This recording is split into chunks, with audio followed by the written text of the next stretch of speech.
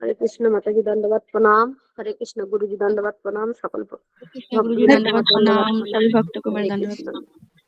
सुलेखा माता जी, बनवाली माता जी को, गीता माता जी को दंडवत प्रणाम। आप सबको भी दंडवत प्रणाम।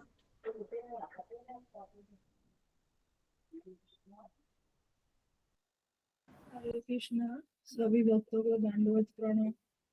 रश्मिता माता जी दंडवत प्रणाम। गीता माता जी दंडवत प्रणाम। मंजू माता जी दंडवत प्रणाम। सुलेखा माता जी दंडवत प्रणाम। ममता माता जी दंडवत प्रणाम। सभी भक्तों को दंडवत आपको भी प्रणाम। दंडवत प्रणाम। सभी भक्तों के चरणों में मेरा भी प्रणाम। हरे कृष्णा गुरु जी दंडवत प्रणाम। सभी भक्तों को दंडवत प्रणाम। दंडवत प्रणाम। माता जी दंडवत।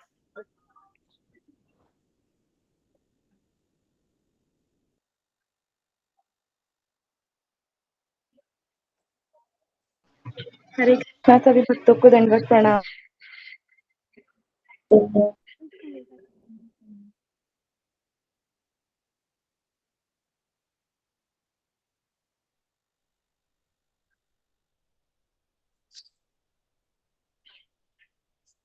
हरे कृष्णा सभी भक्तों को दंडवत प्रणाम। हरे कृष्णा गुरुदेव को दंडवत प्रणाम।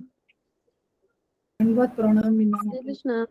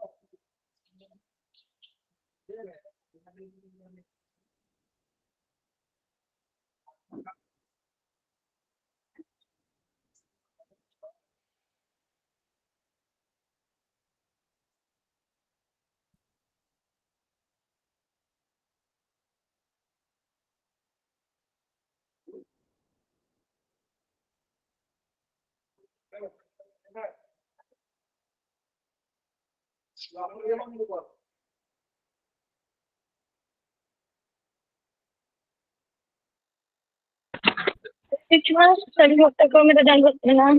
हरे कृष्ण।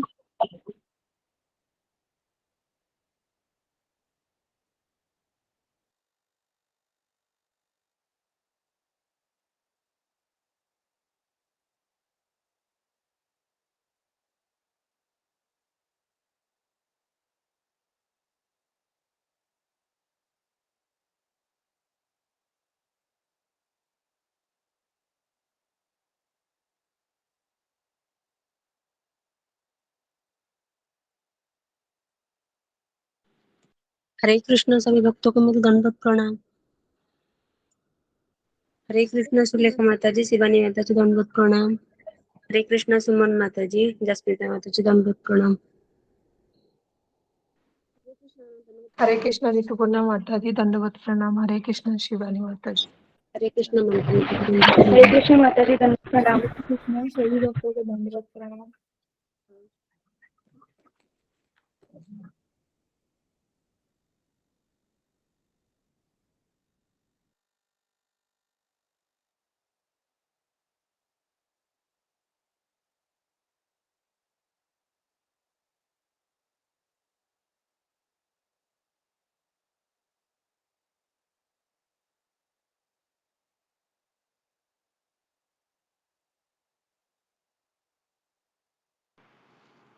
हरे कृष्णा सभी भक्तों को दंडवत प्रणाम।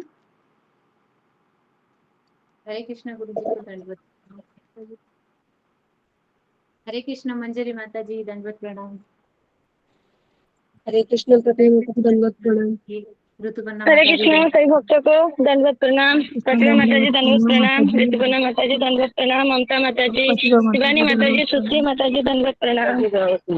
मामुली माता जी दंडवत जी प्रणाम। दंडवत प्रणाम। हरे कृष्ण सुमन माता दंडवत जी प्रणाम दंडवत। माता जी। हरे कृष्ण सुनील प्रभु जी दंडवत कृष्ण प्रणाम। सभी को दंडवत प्रणाम। मंजुला माता जी दंडवत प्रणाम। सकल प्रभु जी सुषमा दंडवत माता जी दंडवत प्रणाम। समस्त भक्तवृंद का दंडवत प्रणाम। हरराज प्रभु जी दंडवत प्रणाम। दंडवत प्रणाम। हरे कृष्ण हरे प्रभु कृष्ण माता जी। कौन आज ये कर रहा है, वो मैसेज दे रहा है कौन? हरे हरे कृष्ण। कृष्ण जुम्मा माता जी दंडवत प्रणाम, अंजू माता जी दंडवत प्रणाम, प्रतिभा माता जी दंडवत प्रणाम, मामिनी माता जी दंडवत प्रणाम, माता जी दंडवत प्रणाम। श्याम सुंदर माता जी दंडवत प्रणाम, सभी भक्तों को दंडवत। हरे आपको कृष्णा भी ममता प्रणाम माता माता जी, जी, दंडवत आपके प्रणाम। भी चरणों में प्रणाम। हरे कृष्णा माता जी। मंजू माता जी, हरे कृष्ण मंजू माता जी दंडवत प्रणाम। हरे कृष्णा। हरे कृष्ण प्रतिभा माता जी। हरे कृष्ण ममता माता जी। हरे कृष्ण अंजू माता जी दंडवत हरे कृष्ण सभी भक्तों को हरे पंचांग दंडवत प्रणाम। हरे कृष्णा हरे कृष्णा। हरे कृष्ण हरे गुरु जी कृष्णा दंडवत गुरु जी प्रणाम, दंडवत प्रणाम। हरे कृष्ण गुरु जी दंडवत हरे गुरुदेव कृष्ण चरणों गुरु में जी प्रणाम। दंडवत हरे प्रणाम। कृष्णा। हरे कृष्ण गुरु जी दंडवत प्रणाम। हरे कृष्ण गुरु जी दंडवत हरे प्रणाम। कृष्ण गुरु जी दंडवत प्रणाम। सभी भक्तों को सब लोग हरे कृष्ण। ओके, सब लोग माइक को बंद कीजिए। ओम नमो भगवते वासुदेवाय। ओम नमो भगवते वासुदेवाय। ओम नमो भगवते वासुदेवाय।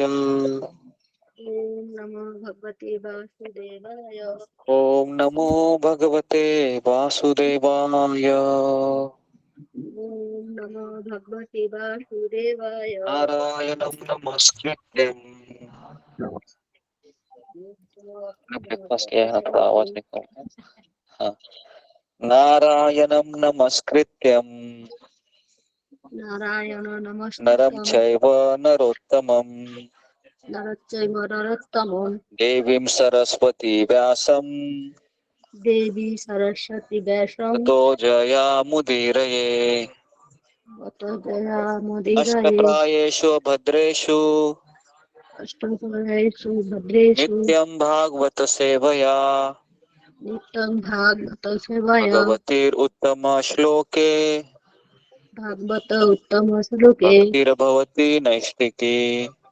मुक्तिर्भवति नश्चिते। कृष्णाय वासुदेवाय कृष्णाय वासुदेवाय देवकी नंदनाय च देवकी नन्दनाय च नंदगोपकुमाराय नन्दगोपकुमाराय गोविन्दाय नमो नमः।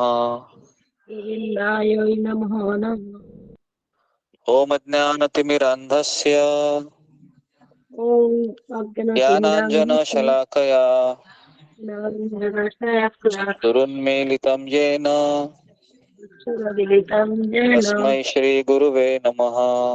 तस्मै श्रीगुरवे नमः। करोति वाचालं स्वं अङ्गुं लङ्घयते गिरिं लम्बते यत्कृपातमहं वन्दे लम्बते श्रीगुरुदीनतारिणम्। जय श्री गुरुदिनकारिणम्। कृष्ण चैतन्य श्री कृष्ण चैतन्य प्रभु नित्यानंद प्रभु नित्यानंद श्री अद्वैत गदाधर श्री अद्वैत गदाधर श्रीवासादि गौर भक्त वृंद। वासादि गौर भक्त वृंद। हरे कृष्णा हरे कृष्ण कृष्णा कृष्णा हरे हरे कृष्ण कृष्ण हरे हरे हरे राम हरे राम हरे राम राम राम हरे हरे। राम राम हरे हरे। फैन को बंद करो। हो गए। आगे बढ़ने से पहले आप सबका स्वागत है रमेश श्रीमद् भागवतम के सत्र में।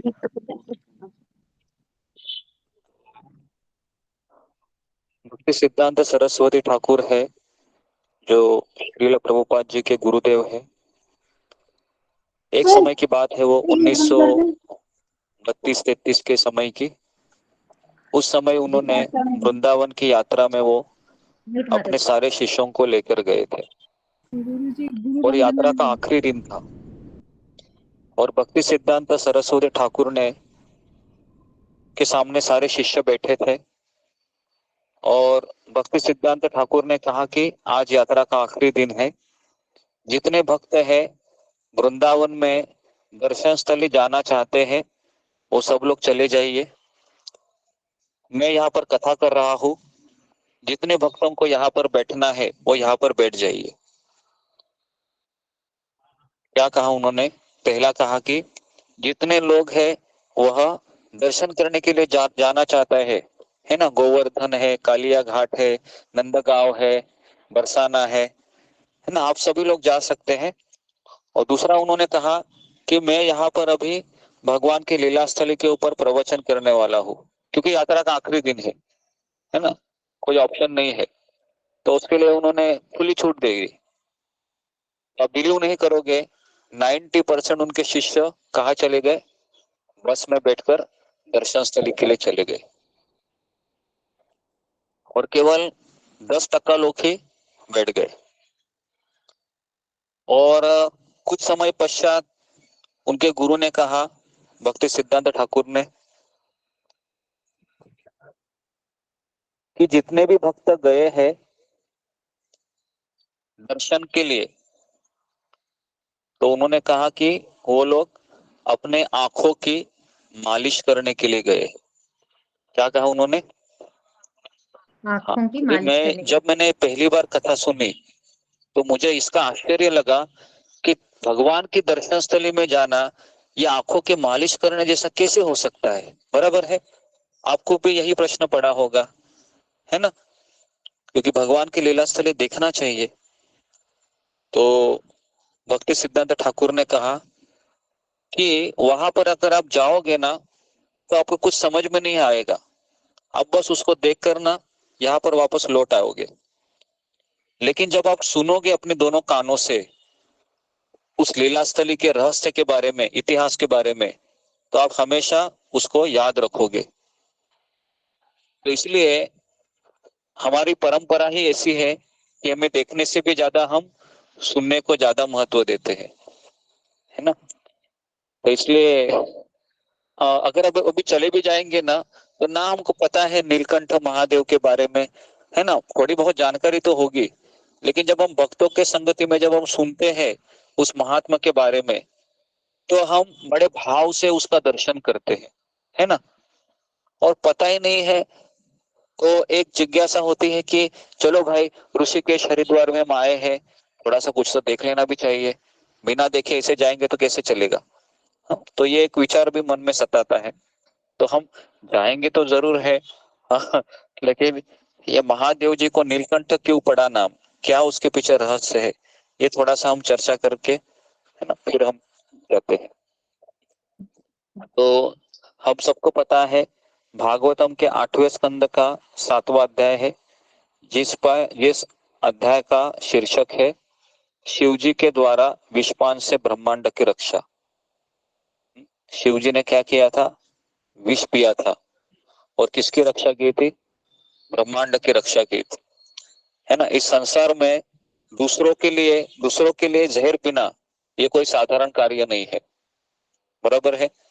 इतना आसान है क्या दूसरों की जान बचाने के लिए, है ना, मैं अपने शरीर का हानि करूं? तो इसके लिए शिव जी के बारे में बताया जाता है कि पहले हम ये जानना चाहेंगे कि शिव जी कौन है, ठीक है, क्योंकि इसके पीछे भी कई सारे धारणाएं हैं कि शिव जी कौन है। तो जब भगवान श्री कृष्ण है इस संसार में पूर्ण पुरुषोत्तम भगवान के रूप में जाने जाते हैं। भागवत में व्यासदेव जी लिखते हैं, एते चांश कला पुंसम कृष्णस्तु भगवान स्वयं इंद्रियाणि व्याकुलम लोके मृदयंती युगे युगे। गीता में भी भगवान कहते हैं, अहम सर्वस्य प्रभवो मत्त सर्व प्रवर्तते इति मत्वा भजन्ते माम बुधा भाव समन्विता। तो भगवान कहते हैं कि मैं उस पूरे ब्रह्मांड का रचयिता हूँ, और जब मेरे में विकार उत्पन्न होता है तो फिर मैं शिव जी के रूप में प्रकट होता हूँ। इस तरीके से दूध है ना, दूध हम सबको पता है, जब दूध में कोई नींबू निचोड़ लेता है तो दूध का क्या बन जाता है? दही बन जाता है ना, बराबर है। तो उसी तरीके से भगवान श्री कृष्ण है, ये दूध की तरह है, और जब उनमें विकार उत्पन्न होता है तो शिव जी के रूप में परिवर्तित होते हैं। लेकिन दूध में और दही में दोनों में समान गुण पाए जाते हैं? समान गुण पाए जाते हैं? नहीं। समान गुण पाए जाते हैं ना, वो दूध से बना रहता है, बराबर है ना।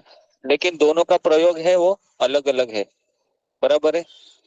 अगर किसी को डिसेंट्री लग गई है ना, जुलाब, तो उसको क्या करते हैं, दही देते हैं, है ना, या दूध देते हैं, दही देते हैं ना, बराबर है।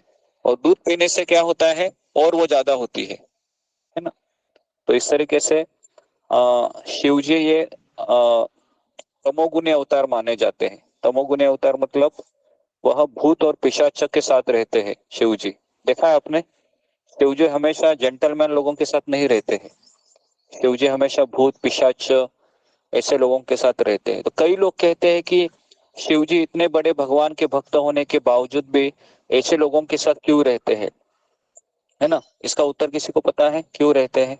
कोई बता सकता है? तो वो इसलिए, हाँ, जी गुरु। कल्याण कल्याण करने के लिए, है ना।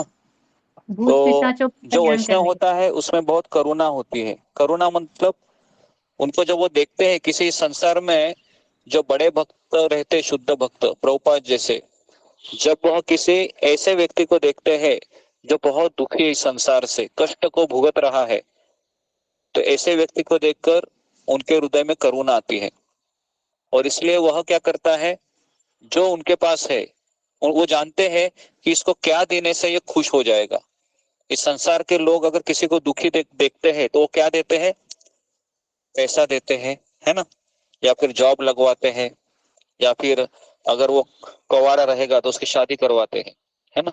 लेकिन एक शुद्ध भक्त है, वो क्या करता है, उसको किसको देता है, वो कृष्ण को देता है। क्योंकि वो जानता है अगर इसके पास पैसा भी आएगा तो भी ये क्या रहने वाला है, दुखी रहने वाला है, तो क्यों ना मैं इसको कृष्ण को दे दूं, है ना। कृष्ण को आने से क्या होता है, व्यक्ति को यह समझ जाता है कि मैं दुखी क्यों हूं।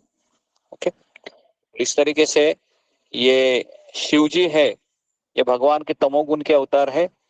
और ठीक है, हो गए।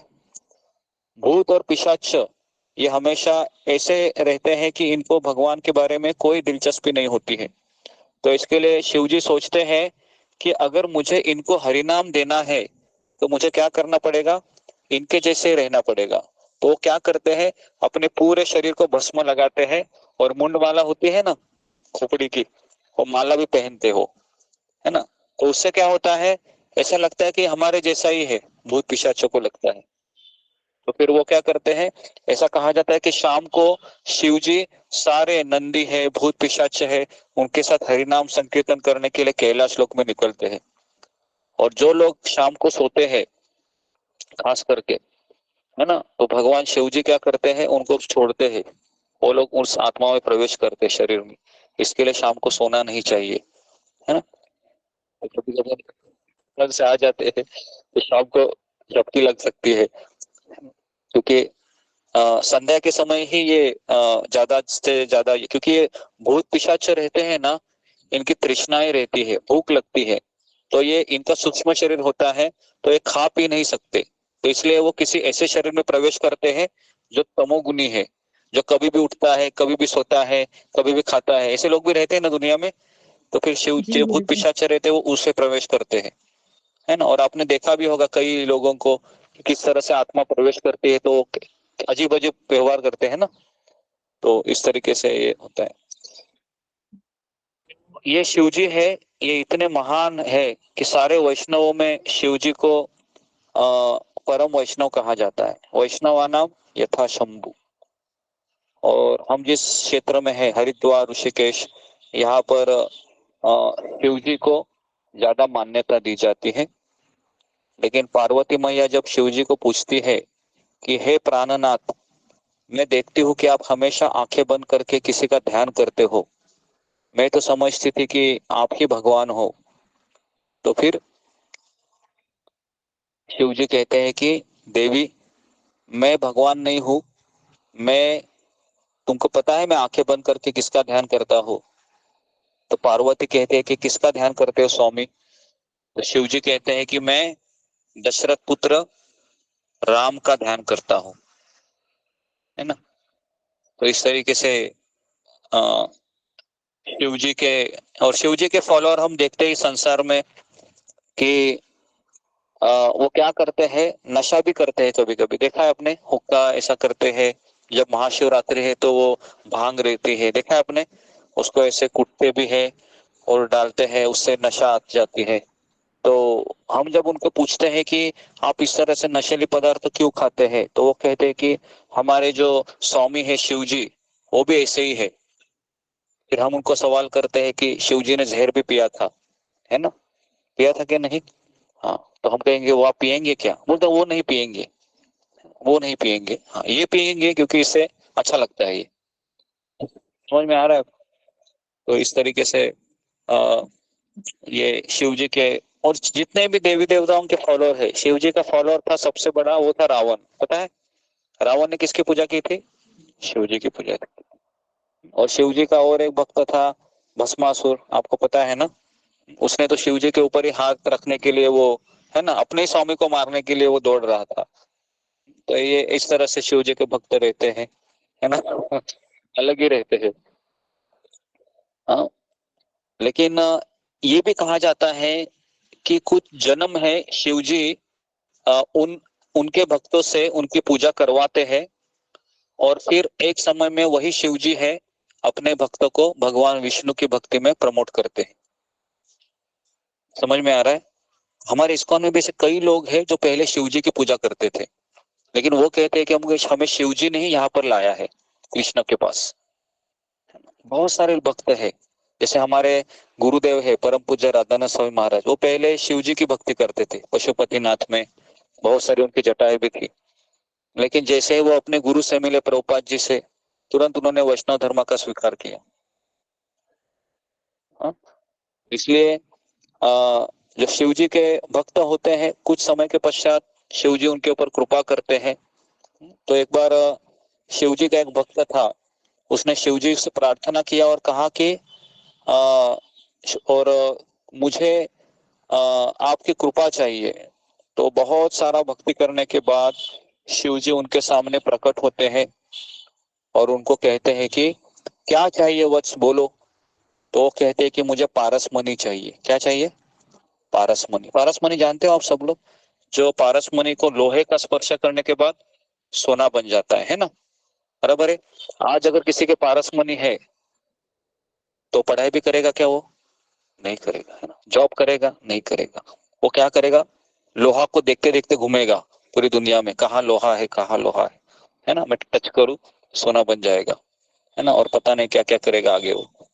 तो इस तरीके से तो अभी देखिए शिव जी है, उसके ऊपर बहुत दयालु थे। तो शिव जी ने कहा तुमको पारस मणि चाहिए, वृंदावन में एक सनातन गोस्वामी करके बाबा बैठते हैं, है ना, यमुना के किनारे, तो आप वहां पर जाइए, वो आपको दे देंगे। तो जो शिव जी का भक्त था वो वृंदावन में जाता है और पूछता है कि यहाँ पर सनातन गोस्वामी बाबा करके कोई है क्या, मुझे उनके पास जरा कोई पता बताएगा।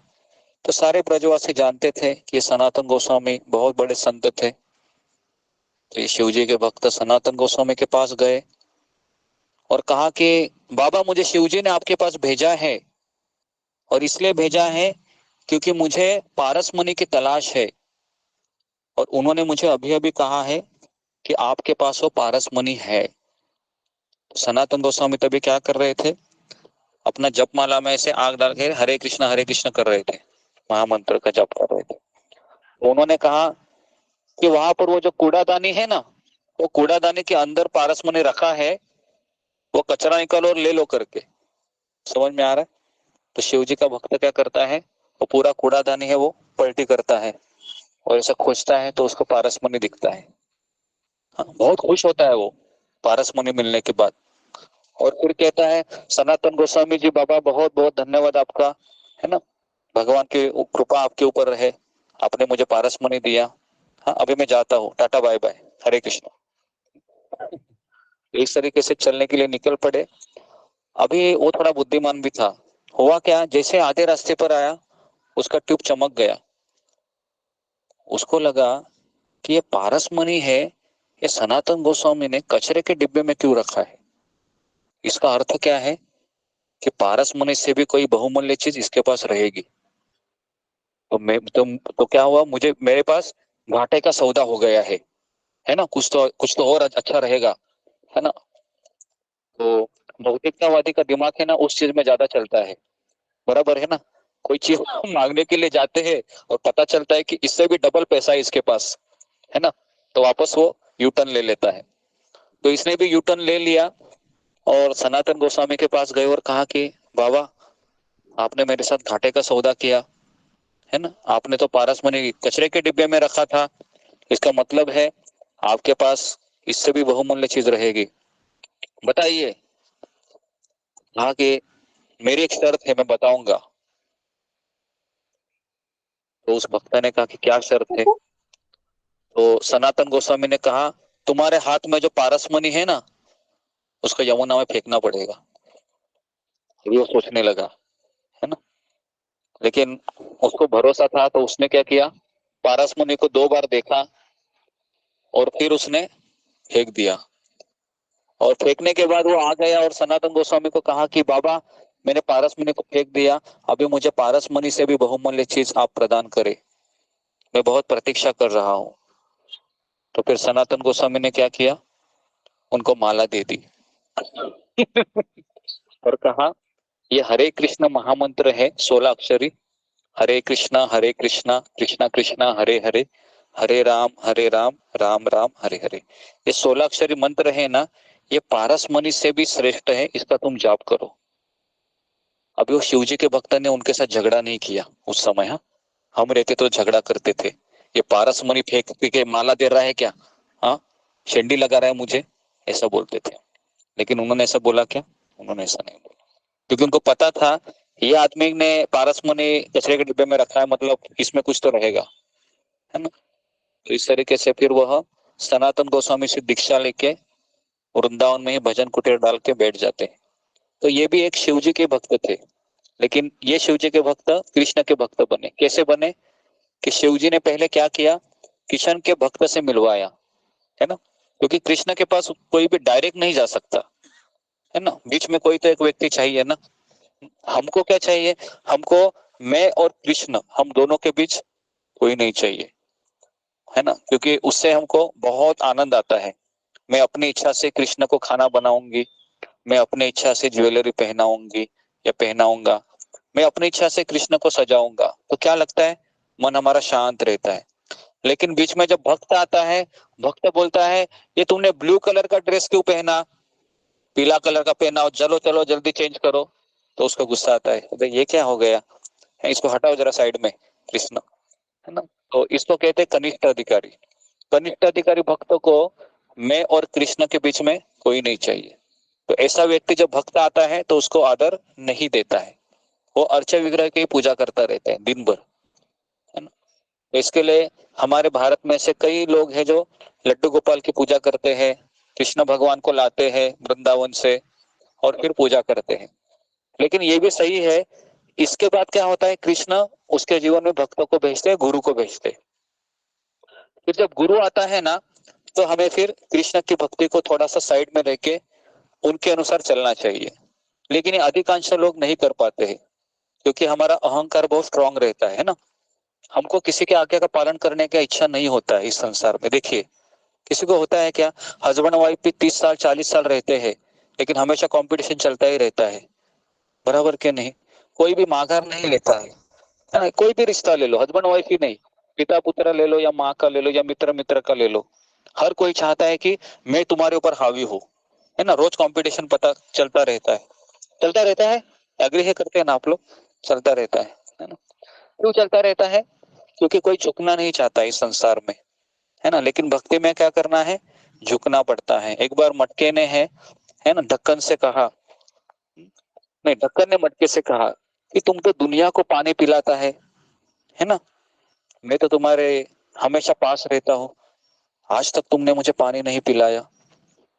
मटके ने कहा ढक्कन से, जो लोगों को पानी चाहिए रहता है ना, वो मेरे सामने आकर झुकते हैं, तुम तो मेरे सर पर खड़ा है, तेरे को पानी कैसे पिलाऊं मैं। समझ में आ रहा है आपको। कृपा चाहिए तो क्या करना पड़ता है, झुकना पड़ता है ना, झुकने से कृपा मिलती है।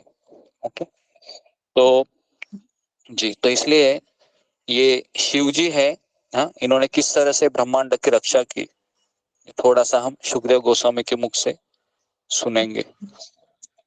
तो हम 8वें स्कंद का 7वां अध्याय पढ़ रहे हैं। सुखदेव गोस्वामी कहते हैं, हे कुरु श्रेष्ठ परीक्षित महाराज, देव तथा असुरों ने सर्पराज वासुकी को बुलवाया। पता है आपको, वासुकी सर्प बहुत बड़ा सर्प है, और उसे वचन दिया कि वे उसे अमृत के भागीदार बनाएंगे।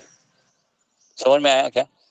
तो जब भी हम किसी की सहायता लेते हैं तो वो भी क्या करता है, अपना हिस्सा मांगता है कि नहीं? किसी के पास भी आप जाओ तो वो क्या बोलता है, मुझे क्या मिलेगा भाई, तुम्हारा तो फायदा हो रहा है। तो वासुकी ने भी क्या कहा, मुझे क्या मिलेगा अमृत मिलने के बाद? तो देवता लोगों ने कहा, तुम्हें भी थोड़ा सा 1-2 बूंद दिया जाएगा। तो उन्होंने वासुकी को मंदार पर्वत के चारों ओर मथने की रस्सी की भांति लपेट दिया और क्षीर सागर के मंथन के द्वारा अमृत उत्पन्न करने का बड़े प्रसन्नता पूर्वक प्रयत्न किया। क्षीर सागर मतलब दूध का समुंदर। तो हम जब सुनते हैं दूध का समुंदर, तो दूध हमारे यहाँ पर 80 रुपए लीटर मिलता है। तो हमारे मन में विचार आता है, ये यहाँ पर दूध है इतना महंगा है और ये दूध का समुंदर है स्वर्गलोक में, तो ये बात मुझे हजम नहीं होती है। कई लोगों को हजम नहीं होती। दूध संसार में तेल का समुंदर है, घी का समुंदर है। अभी घी तो 600 रुपए लीटर है ना? तो इस तरीके से समुंदर है ऊपर। तो हम इसको कैसे समझेंगे? तो हमें ये समझना चाहिए कि भगवान की जो सृष्टि है अचिंत्य है। अचिंत्य मतलब हम हमारे 50 ग्राम के भेजे से इसको नहीं समझ सकते। समझ में आ रहा है? क्योंकि संसार में से कई चीजें हम समझ नहीं सकते इसको। हम ये समझ सकते हैं कि सूर्य किस तरह से अस्त होता है, किस तरह से प्रकट होता है, हम ये भी नहीं समझ सकते। हम ये भी नहीं समझ सकते कि माँ के घर में जो शिशु होता है वो किस तरह से धीरे धीरे धीरे धीरे बढ़ता है। हम समझ सकते हैं क्या? वो माँ को भी पता नहीं रहता है, बराबर है। यहाँ पर कई सारी माताओं ने जन्म दिया है अपने पुत्र पुत्री को, लेकिन उसको भी पता नहीं रहता है कि मेरे बेटे को कैसे खाना जा रहा है। तो संसार भगवान ने ऐसे बनाया है कि ये अचिंत्य है। तो क्षीर सागर में क्या किया, मंदार पर्वत को रखा गया और सर्पराज वासुकी को बुलवाया गया और इस तरीके से अमृत उत्पन्न करने के लिए बड़ी सफलतापूर्वक प्रयास किया गया। अभी एक समझिए, इस संसार में 3 प्रकार के अमृत है। हाँ, इसको जरा अच्छे से सुन लीजिए क्योंकि बहुत जरूरी है। पहला अमृत होता है, उसको कहते हैं जो हमारे इंद्रियों से सुख मिलता है ना? जैसे कानों से हम कुछ सुनते हैं, बॉलीवुड का सॉन्ग थोड़े समय के लिए अच्छा लगता है ना? जिह्वा से हम कुछ खाते हैं, है ना? तो 5 इंद्रियों से जो हमको सुख मिलता है उसको कहते हैं जड़ अमृत। उसके बाद स्वर्गलोक में भी अमृत पाया जाता है, लेकिन वो क्या करता है, हमारी आयु को बढ़ाता है। किसको बढ़ाता है? आयु को बढ़ाता है। तो ये जो अमृत निकल रहा था, ये वो वाला अमृत नहीं था। अमर होने का अर्थ क्या है कि उसकी आयु बढ़ने वाली थी, क्योंकि संसार में देवी देवता हो या कोई भी व्यक्ति हो, उसको एक दिन शरीर छोड़ना ही पड़ता है। तो कई लोग कहते हैं ये अमर बनने के लिए अमृत नहीं निकाला जा रहा था, ये हमारी आयु बढ़ाने के लिए देवी देवता प्रयास कर रहे थे।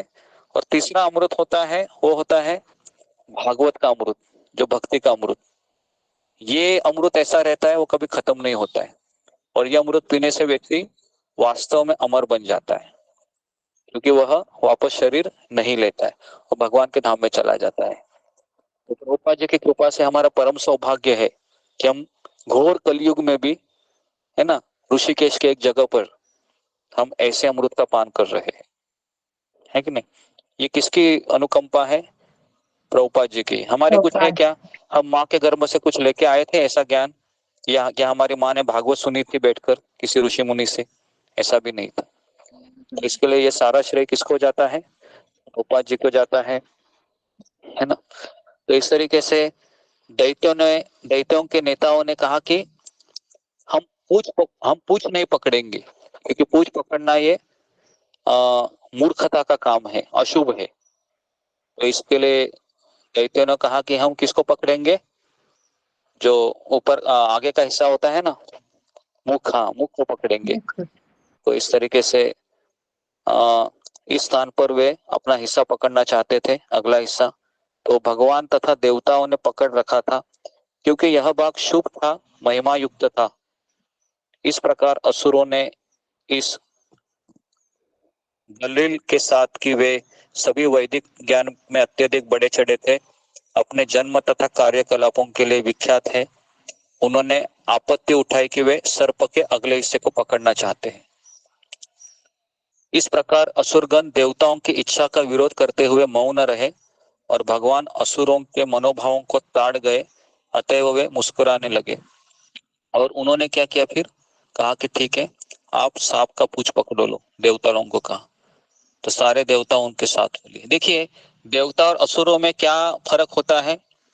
तो देवता और असुर दोनों को भी अमृत चाहिए होता है, लेकिन देवता लोग भगवान की आज्ञा का पालन करते हैं और असुर लोग क्या करते हैं? मना करते हैं सीधा, है ना। तो अगर माता पिता के 4 पुत्र है तो माता पिता को कौन से पुत्र अच्छे लगते हैं? जो उनके सुनते हैं ना। जो नहीं सुनता है तो क्या बोलता है? मुझे लगता है कि तुम प्लेटफॉर्म में बूट पॉलिश करेगा, लगता है ना? ऐसे बोलते हैं। क्या करेगा? क्योंकि सुनता ही नहीं है। तो इसलिए ना इस संसार में किसी को भी ले लो, कोई भी रिश्ता है, वो रिश्ता आगे कब बढ़ता है? जब वो सामने वाला व्यक्ति उसका सुनता है, बराबर है। जिस दिन सुनना बंद, उस दिन क्या बोलता है वो? तुम तुम्हारे रास्ते, मैं मेरे रास्ते, भाई, है ना। हम दोनों का नहीं जमता है। तो इस तरीके से ये लेकिन देवताओं ने क्या किया? देवताओं ने कहा कि देखो तुमको अमृत चाहिए ना, समझौता करना पड़ेगा, एडजस्ट करना पड़ेगा, है ना। शादी किया है ना, तो एडजस्ट करना पड़ेगा, है ना। एक मुहावरा देते हैं सब लोग, है ना। शादी किया, एडजस्ट करना पड़ेगा। नहीं करेंगे तो क्या होगा फिर? अमृत निकलेगा क्या? नहीं, अमृत नहीं निकलेगा। फिर क्या निकलेगा? निकलेगा, है ना। फिर हम किसी को बुला सकते हैं जहर पीने के लिए? किसी को नहीं। यहाँ पर शिव जी थे तो इसके लिए शिव जी को बुलाया गया। हाँ, वहां का जहर किसको पीना पड़ता है? उन्हीं को पीना पड़ता है ना। तो इस प्रकार सांप को किस स्थान पर पकड़ता है, यह तय करने के पश्चात कश्यप के पुत्र देवता तथा असुरों ने क्षीर सागर के मंथन में अमृत पाने की लालसा से अपना कार्य आरंभ किया। हे पांडुवंशी, जब क्षीर सागर में मंदर पर्वत को इस तरह मथनी के रूप में प्रयुक्त किया जा रहा था तो उसका कोई आधार न था, अतएव असुर तथा देवताओं के बलिष्ठ हाथों द्वारा पकड़ा रहने पर भी वह जल में डूब गया।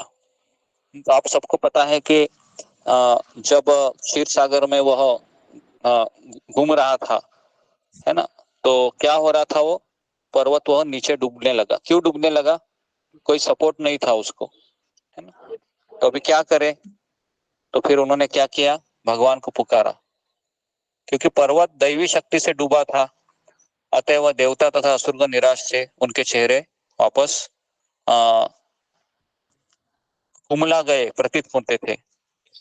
भगवत इच्छा से जैसी स्थिति उत्पन्न हो गई उसे देखकर अच्युत भगवान ने और एक रूप धारण किया। कौन सा रूप धारण किया? कछुआ का। कछुआ का रूप था। वो पता है कि कछुआ कितना बड़ा था? बहुत बड़ा था। आप सोच सकते हो, हम तो इतना छोटा छोटा कछुआ देखते हैं, कुछ बड़े होते इतने इतने, लेकिन वो इतना बड़ा था कि उसमें कई सारे पृथ्वियां समा सकती थी। इतना बड़ा वो सर, बड़ा कछुआ था वो। कछुए ने क्या किया? अपने पीठ पर उसको धारण किया, और वो जब बाद में मंथन शुरू हुआ तो कहा जाता है कि उस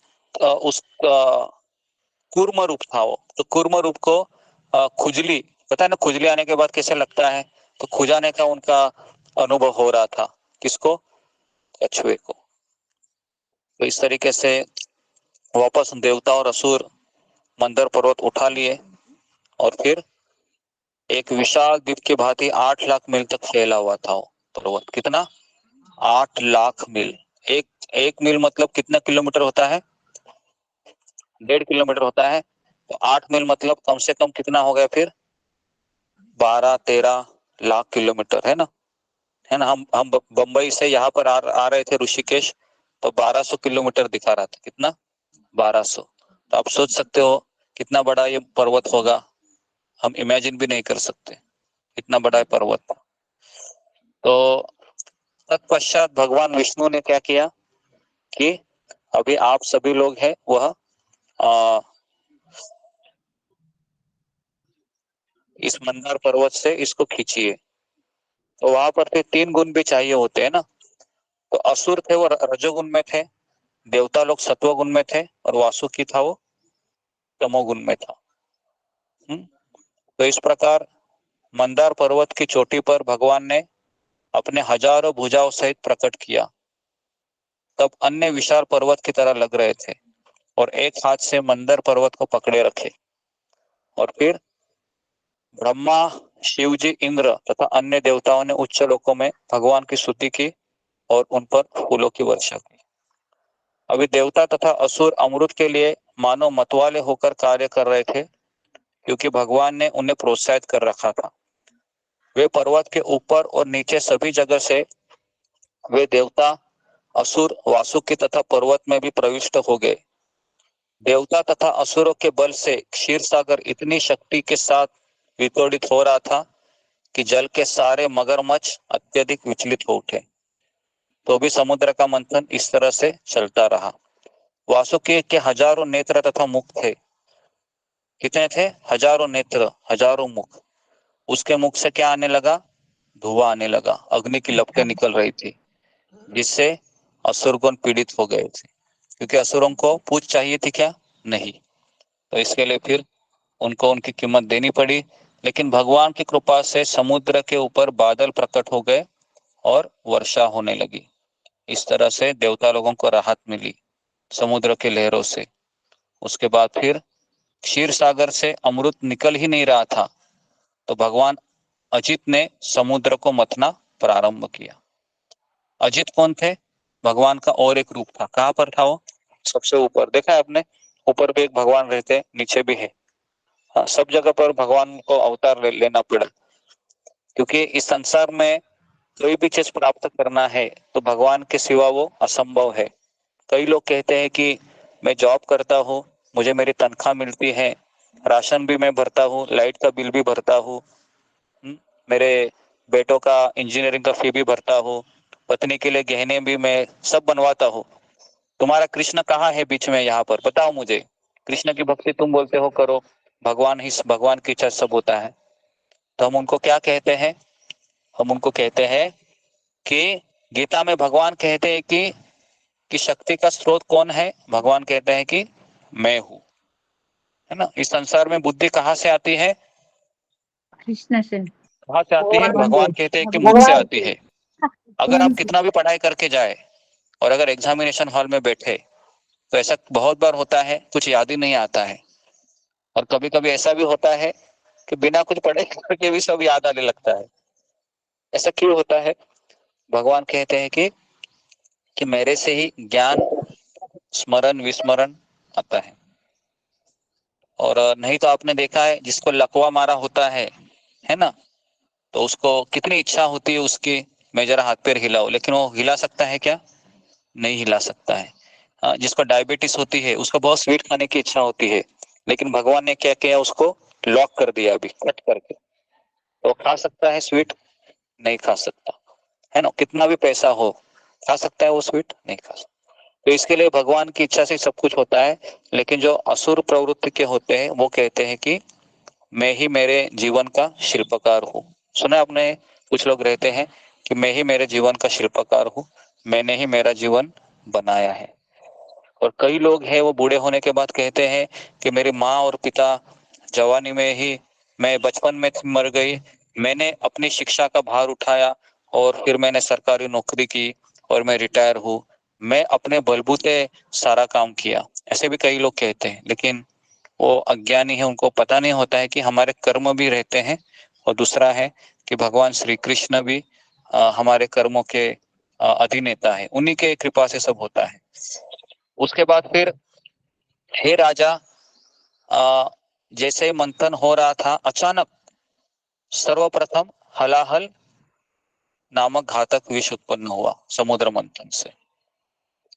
हे राजा, जब यह उग्र विष ऊपर नीचे तथा सभी दिशाओं में वेग के साथ फैलने लगा, तो सारे देवता भगवान समेत शिवजी के पास गए। अपने को असुरक्षित तथा अत्यंत भयभीत पाकर वे उन सब की शरण मांगने, वे सब उनकी शरण मांगने लगे। यहाँ पर सवाल आता है कि भगवान वहां पर उपस्थित थे तो सारे देवता लोग शिव जी की शरण में क्यों गए? बराबर है, भगवान विष्णु थे वहां पर। तो मध्वाचार्य कहते हैं इस प्रश्न का उत्तर देते हुए कि भगवान विष्णु स्थिति के संभालने में सक्षम थे, किंतु वह शिव जी को श्रेय देना चाहते हैं। समझ में आ रहा है? जब कुरुक्षेत्र का युद्ध हुआ था तो क्या भगवान श्री कृष्ण कौरवों का वध नहीं कर सकते थे? कर सकते थे, है ना? कर सकते थे, लेकिन उन्होंने ये सारा श्रेय किसको दिया? अर्जुन को दिया। बराबर है ना? तो एक समय की बात है कि जब युद्ध खत्म होने के पश्चात भीम और अर्जुन आपस में थोड़ा सा विवाद करने लगे कि बताओ कुरुक्षेत्र का मैन ऑफ द मैच कौन है, कौन हीरो है? तो सभी लोग वहां के तभी लोग बचे हुए राजा कहने लगे कि अर्जुन है, किसी ने कहा भीम है क्योंकि भीम ने मारा दुर्योधन को। तो भगवान कृष्ण कहते हैं कि हम किसके पास जाते हैं? वो बर्बरिक है ना, जो खाटू श्याम कहते हैं हम उनको। तो वहां पर वो पहाड़ी में देखे वो है ना सारा युद्ध देख रहा था, तो भगवान कृष्ण उनको लेके गए वहां पर और पूछा कि बताओ कि कुरुक्षेत्र के युद्ध में कौन है हीरो असल में? तो बर्बरिक कहता है कि ना भीम है ना अर्जुन है, कृष्ण आपका सुदर्शन चक्र ही सब कुछ कर रहा था, मैं तो यही देख रहा था। समझ में आ रहा है? तो हमारे जीवन में भी हमको ऐसा लगता है कि मैं हीरो हूँ, लेकिन जब उच्चतर लोगों को पूछेंगे कौन हीरो है भाई, बोले तुम हीरो है ही नहीं तुम हीरो है नहीं, ये भगवान ही सब कुछ करवा रहे हैं, पूरा मैनेजमेंट। मुझे बताओ कि आज तक ऐसा हुआ है कि सूर्य है एक दिन भी उसने है ना संडे ले लिया या शादी में चला गया अचानक? ऐसा हुआ है कभी? कभी हुआ है ऐसा? नहीं हुआ है ना, आज तक हमने जब जन्म लिया है कभी हुआ नहीं है ना? तो आप सोच सकते हो कितना अच्छा मैनेजमेंट है कृष्ण का, है ना? तो इस तरीके से जब हलाहल विष निकलता है तो सब लोग शिव जी की शरण में जाते हैं और देवताओं ने शिव जी को अपनी पत्नी भवानी सहित कैलाश पर्वत की चोटी पर तीनों लोकों के मंगलमय अद्भुत हेतु तपस्या करते हुए देखा। मुक्ति की कामना करने वाले मुनिगण उनकी पूजा कर रहे थे। देवताओं ने उन्हें प्रणाम किया। प्रजापतियों ने कहा, हे देवश्रेष्ठ महादेव, समस्त जीवों के परमात्मा तथा उनकी सुख समृद्धि के कारण हम आपके शरण कमलों की शरण में आए हैं।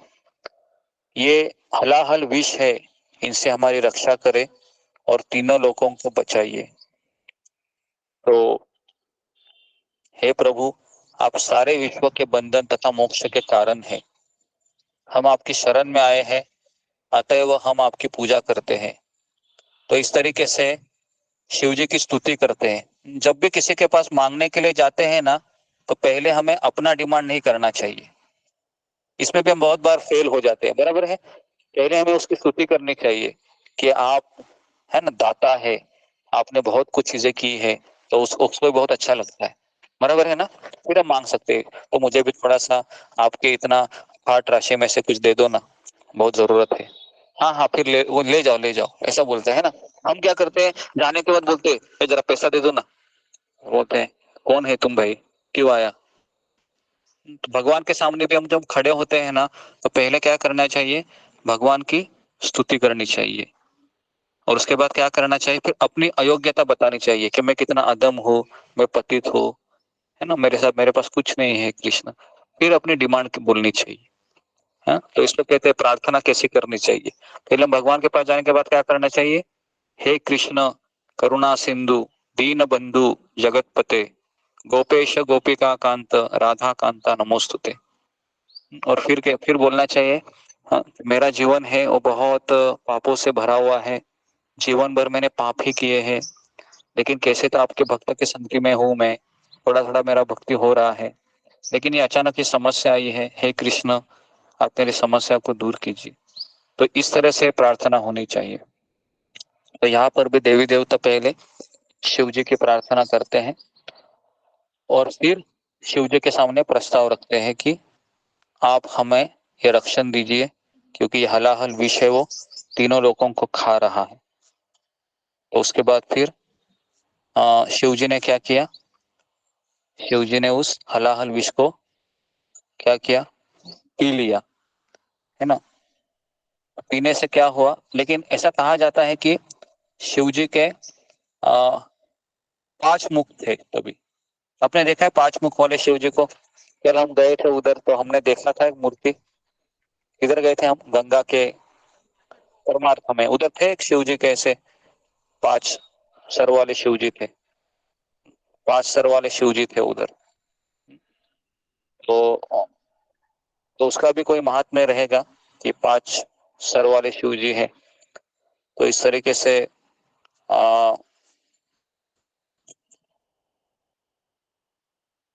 उन्होंने इस विष को पी लिया जो हलाहल नाम का था, और सारे विश्व की रक्षा की। तो यहाँ पर प्रभुपाद एक चीज सिखाते हैं, कोई भी हम चीज जब शुरू करते हैं इस संसार में, तो पहले क्या आता है, अपयश आता है ना। हम माला भी करते हैं तो पहले क्या आता है, अपयश आता है। हम कभी कभी इतना सोचते हैं कि माला करने से मेरे अंदर गंदे विचार बहुत ज्यादा ही आने लगे। ऐसा भी होता है कभी कभी। क्यों आते हैं वो? क्योंकि जितना भी हमने करोड़ों जन्म से हमने कुछ गंदे कार्य किए हैं वो हमारे चित्त में स्टोर हुए हैं। और अब जब माला करते हैं तो वो क्या करते हो, वो घुमाया जाता है। जिस तरह से अगर आप शक्कर डालते हो पानी में तो शक्कर नीचे रहती है, लेकिन आप चम्मच से हिलाते हैं तो क्या होता है, वो शक्कर ऊपर आने लगती है कि नहीं। तो उसी तरह से जब हम हरे कृष्ण मंत्र का जप करते हैं तो हमारी चेतना घूमने लगती है, चित्त, और सारे गंदे जो बैठे हुए हैं ना विचार, वो ऊपर ऊपर आके निकलने लगते हैं। तो कुछ समय के लिए हमको धैर्य रखना होता है। कई लोग हैं उसके वजह से वो छोड़ देते माला करना, बोलते हैं कि माला करने से गंदे विचार बहुत ज्यादा ही आ रहे हैं। तो ये शुरुआत होती है। तो इस तरीके से ये शिव जी है। सुखदेव गोस्वामी कहते हैं कि शिव जी ये सारे जीवों के प्रति सदैव उपकारी है। और उन्होंने अपने पत्नी से कहा, हे भवानी, जरा देखो किस तरह से ये सारे जीव क्षीर सागर के मंथन से उत्पन्न विष के कारण संकट में पड़े हैं। तो इनका रक्षा करना मेरा परम कर्तव्य है। तो आप मुझे, हे मेरी भद्र पत्नी भवानी, जब कोई अन्यों के लिए उपकार के कार्य करता है तो भगवान हरि अत्यधिक प्रसन्न होते हैं। जब भगवान प्रसन्न होते हैं तो अन्य सारे प्राणियों के साथ अत्यधिक मैं भी प्रसन्न होता हूँ। अतएव मुझे यह विष पीने दो, क्योंकि मेरे कारण सारे जीव इस प्रकार सुखी हो सकेंगे। अभी मुझे बताइए कि शिव जी अपनी पत्नी से परमिशन क्यों लेते हैं? क्योंकि पत्नी को अर्धांगिनी कहा जाता है, सुना आपने? तो पति के आधे शरीर पे उसका अधिकार होता है। तो कोई ऐसी चीज अगर करनी है तो उसको पत्नी को पूछना चाहिए। लेकिन आजकल पूछते हैं क्या? आजकल पूछते नहीं है, वो अलग चीज है। लेकिन शिव जी ने क्या कहा, अपने पत्नी से पूछा कि देखो ये जहर है, क्या करूं मैं, मुझे ये कार्य करना होगा। तो पत्नी ने भी क्या किया, पत्नी ने कहा भवानी ने, ठीक है स्वामी। अब देखो कभी भी अच्छा कार्य करने जाते हैं तो कुछ पत्नियां होती है वो सपोर्ट करती है ना। अगर कोई पति दानी है, बहुत दान देता है, तो पत्नी कहती है कि अच्छा कार्य करते हो आप, कीजिए। और कुछ पत्नियां होती है उनको शॉपिंग के लिए पैसा कम पड़ता है तो फिर वो क्या करती है, कितना पैसा लुटा रहे हो भगवान में, है ना, अपने पास भी थोड़ा रख लो। होते हैं क्या ऐसे? ऐसे होते हैं। अभी आप मुझे मेरी तरफ ऐसे देख रहे हो, लेकिन ऐसे होते हैं। हाँ, अलग अलग पत्नी होते हैं ऐसे। तो इस तरीके से सुखदेव गोस्वामी है परीक्षित महाराज को बताते हैं कि किस तरीके से फिर शिव जी ने ये जहर को पी लिया। और क्षीर सागर से उत्पन्न विष से जब शिव जी ने ये पिया तो उनके गले में एक नीली रेखा बनकर आ गई, है ना, गले में नीला रेखा। इसके लिए उनको क्या कहते हैं, नीलकंठ। नीलकंठ, कंठ उनका क्या हो गया, नीला हो गया, है ना, उस जहर के कारण, है ना। तो एक बार आपको पता है कि मीराबाई को भी जहर का ग्लास दिया गया था।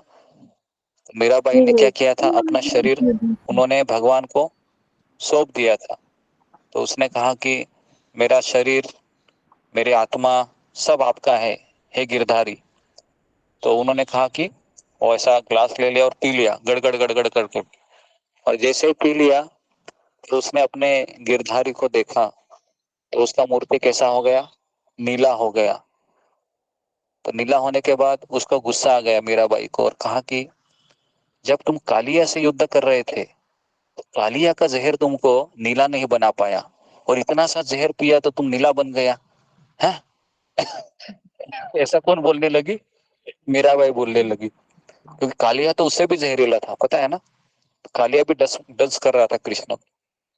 कृष्ण भगवान है ना। तो उसके बाद जैसे ही सुना तो गिरधारी गोपाल है वो मार्बल बन गए, है ना। तो ये लीला है। अभी आप इसके लिए सबको मीराबाई अच्छी लगती है, क्यों? क्योंकि मीराबाई और कृष्ण के बीच कोई नहीं है ना, वो सबको अच्छा लगता है। लेकिन बराबर की नहीं। हाँ, मेरे तो गिरधर गोपाल, इसे आज भी अगर आप वृंदावन जाओगे ना, कई लेडीज आपको मिलेगी ऐसे बाहों में लेते हैं कृष्ण को, देखा है आपने, और ऐसे गोपी का ड्रेस पहनते हैं और ऐसे ही चलते रहते हैं, निधि वन में जाते हैं, है ना, आंखों में आंसू भी आते हैं, बहुत कुछ होता है। हाँ हाँ, होता है। निधि वन में जाओगे या कहीं पर भी आप, इसके लिए वृंदावन जाने के लिए थोड़ा सा हमको ना भक्तों के साथ जाना चाहिए। अगर आप गलती से निधि वन, बाके बिहारी ऐसी जगह गए तो आपको वहां पर ऐसे लोग दिखेंगे, ऐसे आंखों से आंसू आ रहे हैं, है ना, और एकदम राधे राधे राधे राधे राधे राधे ऐसे नाचते, देखा है आपने? हमने बहुत देखा है। लेकिन हाँ हाँ, देखा है। हाँ हाँ, उनको हम लेकिन हम उनको कहेंगे कि आप सुबह 4 बजे आइए मंगल आरती को, तो बोले नहीं नहीं नहीं नहीं, मंगल आरती को नहीं आएंगे। हाँ, ये अच्छा लगता है। तो कहने का तात्पर्य है कि हमें ये जो भाव भक्ति के उदाहरण होते हैं, बहुत लाखों में कोई एक व्यक्ति होता है, कितना लाखों में एक। नहीं तो हमारे हमारे परंपरा में प्रभुपाद जी कभी भी ऐसे चीज को एंटरटेन नहीं करते हैं, क्योंकि ये बहुत ऊंचा लक्षण होता है। तो इसके लिए जब तक हमारे अंदर का जहर नहीं जाएगा तब तक क्या होगा, हम ऐसे ही हमारा जो हृदय है वह जहरीला रहेगा। तो इसके लिए हमें जहर निकालने के लिए सुबह 4 बजे उठकर हरि नाम का जाप करना चाहिए, जो हम हमेशा करते हैं। तो इस तरीके से फिर जी, शिव जी ने फिर विष प्राशन किया, और विष प्राशन करने के बाद इस कार्य को सुनकर भवानी, दक्ष की कन्या, ब्रह्मा, विष्णु समेत सामान्य लोगों ने देवताओं द्वारा पूजित और लोगों को वरदान देने वाले शिव जी के इस कार्य की प्रशंसा की। जब शिव जी विषपान कर रहे थे तो उस समय उनके हाथ से जो थोड़ा सा विष गिरकर छितर गया और वह पृथ्वी लोक पे आके गिरा। उससे ना बिच्छू, सर्प, विषैली औषधियां तथा अन्य पशु जिनका दंश विषैला होता है उन्होंने पी गया। समझ में आ रहा है ये बिच्छू ने कैसे जहरीले हो गए?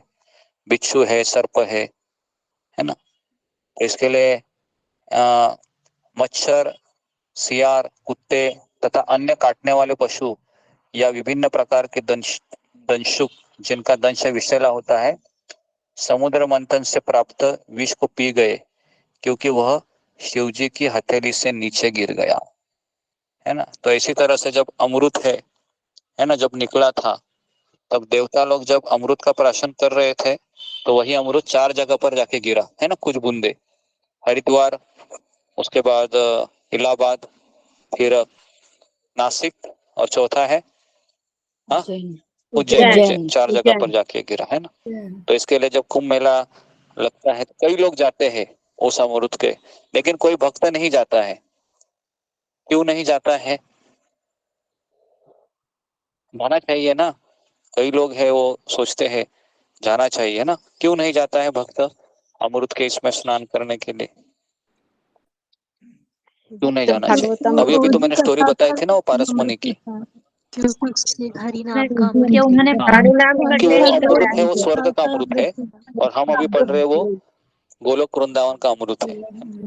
तो लेकिन जिसका भरोसा रहेगा ना वो उधर स्नान नहीं करेगा, और जिसका भरोसा लग रहा है कि बाई चांस थोड़ा कर लेते हैं ना, पता नहीं वो काम करेगा कि नहीं। समझ में आ रहा है ना? अभी अभी आप लोग मुझे मना ही कर रहे हैं, लेकिन उधर जाएंगे और मैं बोलूं क्या आपके पास हरे कृष्ण महामंत्र है जो इस अमृत से भी महान है, क्यों आप स्नान करने जा रहे हो? लेकिन आप बोलेंगे अरे गुरुजी छोड़ो ना, अभी आप रोज तो आपका सुनते हैं, जरा जाने दो जरा। समझ में आ रहा है ना? क्योंकि हमारी श्रद्धा की परीक्षा होती है तभी, और तभी अगर हमने स्नान किया तो हम क्या हो गए? फेल हो गए, क्योंकि हमारा भरोसा कम है ना, फिर महामंत्र के ऊपर भरोसा नहीं है ना? गुरुदेव, ये जो हाँ, क्षीर दोनों चीज सागर करने की था, दिक्कत है ना। ये कहाँ पर था? ये ऊपर की तरफ था? दुआई देगी तो थोड़ा बहुत स्नान कर ले गंगा में। नहीं, दोनों क्योंकि देखिए अभी एक भक्त रहता है ना, वो भगवान के ऊपर पूरा आश्रित रहता है। आश्रय का अर्थ क्या है? वो 100% आश्रित होता है ना? तो अगर वह उधर चला जाएगा तो भगवान क्या सोचेंगे कि अभी भी इसके मन में डाउट है ना? अभी भी इसके मन में डाउट है, जाएगा तो कुछ प्रॉब्लम नहीं है। भगवान उसको ऐसा नहीं करेंगे कि तुम क्यों गया उधर, भगवान ऐसे डांटेंगे नहीं, लेकिन भगवान क्या बोलेंगे? और इसकी परीक्षा बाकी है ना? और परीक्षा बाकी है। नहीं, क्योंकि मैंने बताया ना अभी 3 प्रकार के अमृत होते हैं, जड़ अमृत, स्वर्ग का अमृत और गोलोक का अमृत। स्वर्ग का अमृत क्या होता है कि हमारी आयु को बढ़ाता है, लेकिन वापस हमको किसी माँ के पेट में जाना पड़ेगा, और माँ के पेट में जाने के बाद वापस क्या पड़ेगा? वही इंजीनियरिंग करनी पड़ेगी, है ना? वही डिग्री प्राप्त करनी पड़ेगी, वही बोझा लेके घूमना पड़ेगा ना, बराबर के नहीं?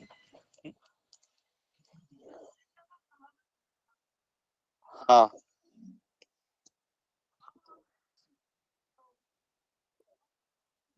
नहीं अभी कैसा है, ये बहुत बड़ा विषय है। अगर हम देवी देवताओं की पूजा करते हैं, शिव जी की, गणेश जी की, दुर्गा की, तो हम स्वर्गलोक तक जा सकते हैं।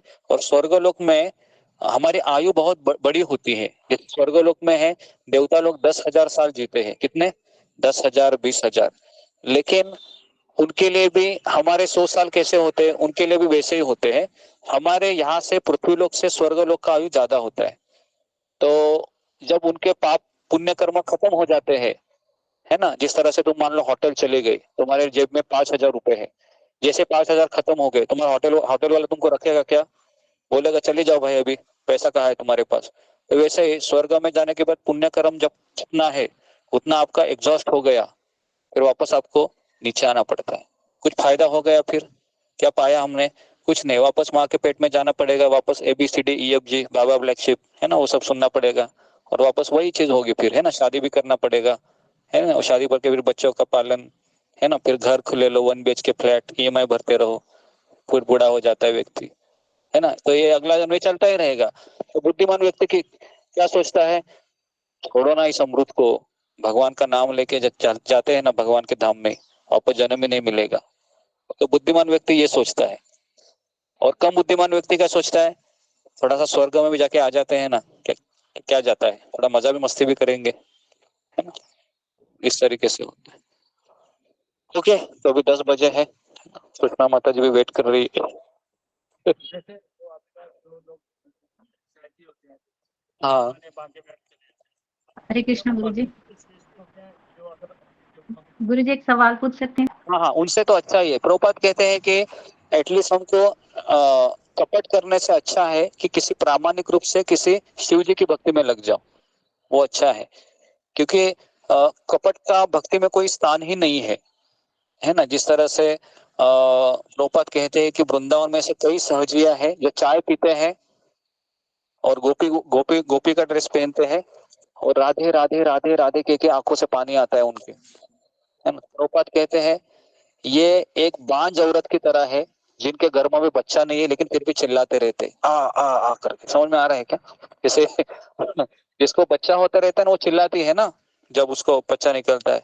अभी ये बांझ लोग कैसे, अगर बांझ औरत की चिल्लाएगी तो उसको क्या बोलेंगे लोग? ये नाटक कर रही है, कुछ है तो है नहीं। तो प्रभुपाद इसको ऐसे कहते हैं। तो इसके लिए सहजिया है, ये बहुत वृंदावन में बहुत है, बहुत मिलेंगे आपको। और अगर आपको कुछ पता ही नहीं है भक्ति का ABCD, तो आप क्या जाओगे? अरे देखो ना, इसके आंखों से आंसू आ रहे हैं, इसी को गुरु मान लेती हूँ मैं, है ना? मेरा भाई के जैसे ही दिखती है मुझे थोड़ा सा, है ना? हाँ, तो फिर ये हो जाता है। तो क्या पाया हमने? फिर थोड़े समय के बाद आप भी ऐसे ही करोगे, चाय पी के राधे राधे राधे राधे, कुछ नहीं, है ना। नहीं नहीं, कुछ भक्ति नहीं है, वो भक्ति है ही नहीं, वो हरे कपट कृष्णा है ना। गुरुजी। नेक्स्ट भी जन्म कुछ नहीं, वो कपट है। वो चाहे वृंदावन में रहे तो उल्टा अपराध कर रहे हैं ना वो। अपराधी लोगों को भगवान कहाँ आश्रय देते हैं। तो इसके लिए वो सही के नहीं हो जाते। नहीं, ऐसा नहीं है। अभी मान लो कि कपट भाव से आपका बेटा आपके पास आ गया, माँ कितनी तुम अच्छी हो, और आपके तिजोरे पर उसका नजर है ना, माँ के पास कितना पैसा है, जरा देख लेता हूँ। तो आपको जब वो भाग जाएगा तो आप क्या बोलेगे उसको? ना उसको माफ करोगे कि बोलो बोलो पहले, माफ करने की क्या बोलो। हाँ, नहीं, भगवान का नाम लेने से देखो, अनजाने में अगर नाम लेता है ना तो भगवान उसको कृपा देते हैं। अनजाने में है ना, इनोसेंट है। लेकिन कपट भाव से लेंगे तो कैसे भगवान? आप बोलो ना, अगर आपके पास भी कोई कपट भाव से आएगा कि आप कितने अच्छे हो, और उसका नजर रहेगा आपके पैसे के ऊपर।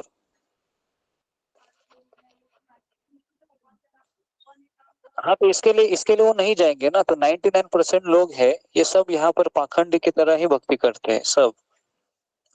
नहीं, जैसे अभी मान लो कि कुछ लोग शिव जी की भी भक्ति करते हैं कुछ पाने के लिए, है ना। तो लेकिन वो शिव जी की पूजा करते हैं, उनको शरण जाते हैं, तो फिर वो ठीक है, शिव जी उनको प्रमोट करेंगे, है ना। लेकिन ये जो चीज अभी हम बता रहे हैं ना, ये पहले से कपट भाव है ना। कपट भाव को आप भी आश्रय नहीं दोगे किसी भी व्यक्ति को, है ना। तो भगवान कैसे देंगे? आप अपने अपने को देख लो, है ना। अगर मेरे पास कोई आएगा कपट भाव से, तो आप क्या बोलोगे? ये तो मीठी छुरी की तरह है। पता है ना, दो छुरी होती है, एक तीखी छुरी, एक मीठी छुरी। और मीठी छुरी बहुत भयानक होती है कि वो पहचान में ही नहीं आती है ना। तो इसके लिए हाँ हाँ, होते हैं, बहुत होते हैं ऐसे। लेकिन हम बोलते हैं हम पूरी दुनिया को टोपी लगा सकते हैं, लेकिन भगवान को नहीं, क्योंकि कृष्ण इधर ही बैठा हुआ है ना। सबसे बड़ा सीसीटीवी कैमरा इधर ही है। हम किसको किसको हम दगा देंगे, है ना। असंभव है। इसके लिए भक्ति में भगवान, आप कितना भी आप आंसू बहाए, है ना, आपको भगवान को पता है कि वो आंसू बहा रहा है ना। कितने भी आंसू बहाए, हाँ, सामने वाला भक्त तो देखेगा, बाप रे क्या भाव भक्ति में है ये माता जी, जबरदस्त है। लेकिन भगवान क्या बोलेंगे? अरे मुझे पता है क्या है। समझ में आ रहा है क्या? तो इसके लिए, और हमको भी किसी को जज नहीं करना है, लेकिन भगवान सब जानते हैं कि ये क्यों रो रहा है करके। और सही में जेन्युइन आंसू है तो भगवान उसको, है ना, प्रमोट करेंगे। और जेन्युइन आंसू वाला भक्त है ना, हमेशा अपने आप को पतित समझता है, वो कभी कंप्लेंट नहीं करता है, उसका व्यवहार में दिखाई देता है वो, है ना। तो अगर कोई भक्त है आंसू बहाएगा, और जैसे आंसू खत्म होकर बोलेगा, ए, चल चल जरा जरा घूम के आ जाते हैं जरा, है ना, तो समझने का ये सब थोड़े समय के लिए। लेकिन एक भक्त है, मान लो अच्छे से भक्ति कर रहा है, तो उसके जीवन में भी कभी कभी कीर्तन चालू रहता है ना, 5 मिनट के लिए आंसू आ जाते हैं। देखा है आपने? कभी अच्छा कीर्तन हो, अच्छा लेक्चर हो, या सेवा करते हुए, हाँ, वो भाव से आता है, लेकिन वो 1 मिनट का ही रहता है ना, 1 मिनट का ही रहता है। ऐसा आता है कि हे कृष्ण, क्या मुझे मिल गया है, मैं इतना अधम था, लेकिन क्या आप मुझे दे रहे हो। और ये सोचकर आंखों से आंसू आते हैं, बहुत रोना आता है। लेकिन 1 मिनट का होता है वो, और बाद में हम वापस नॉर्मल पोजीशन पे आ जाते हैं, है ना। लेकिन वो 1 मिनट हमको भगवान क्यों देते हैं? इसका इंडिकेशन के लिए कि तुम सही रोड पे हो, अभी तुम चलते रहो, चलती रहो इस तरीके से।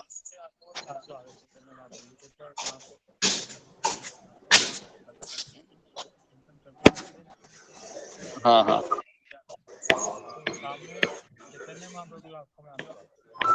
हाँ, आंसू आंसू आंसू तो, लेकिन हमारे संप्रदाय में ना प्रभुपाद जी के आंखों में भी आंसू आते थे कीर्तन करते हुए, लेकिन प्रभुपाद जी अपने आंसू को छिपाते थे ऐसे। क्यों पता है क्या? क्योंकि सामने वाले लोग उनको चिपली लेंगे फिर, है ना।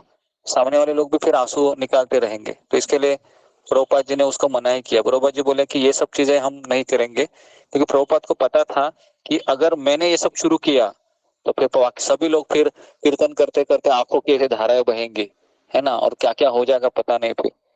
तो इसके लिए प्रभुपाद ने कहा कि जब तक हमारे अनर्थ है, अभी आप बताओ ना कि हम 20 साल 25 साल 30 साल 40 साल से कोई भक्ति करते हैं, लेकिन अभी भी, है ना, गुस्सा है, क्रोध है, नहीं जा रहा है। देखो आप किसी के भी व्यक्ति को बोलो, इतना आसान नहीं है हमारे अनर्थ जाना, थोड़े समय के लिए लगता है चले गए, लेकिन अचानक भगवान परीक्षा लेते हैं और वापस पता चलता है कि मेरे पे अभी भी अनर्थ है। कठिन है बहुत। जब तक किसी साधु का कृपा नहीं होता है ना, तब तक ये नहीं जाता है। अपने अपने बल से तो नहीं जाएगा, कितना भी कुछ करो। इसके लिए एक भक्त है, वह साधु की सेवा में लग जाता है, तब उसका तुरंत ऑपरेशन होने लगता है। ठीक है, ओके, तो यहाँ पर हम रुकते हैं, हमको जाना भी है। बहुत बहुत धन्यवाद आप सारे भक्तों का। हरे कृष्णा कृष्णा कृष्णा हरे हरे, हरे राम राम राम राम। हरे कृष्णा विजय। प्रभुपाद की जय, हरे कृष्णा जय गौर प्रेमानंदे हरे बच्चों को प्रणाम जी को दंडवत प्रणाम।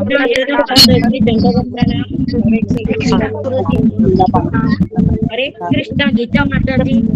हरे कृष्णा प्रतिभा माता जी। हरे कृष्णा माता जी दंडवत प्रणाम। हरे कृष्णा हरे कृष्णा माता जी हरे कृष्णा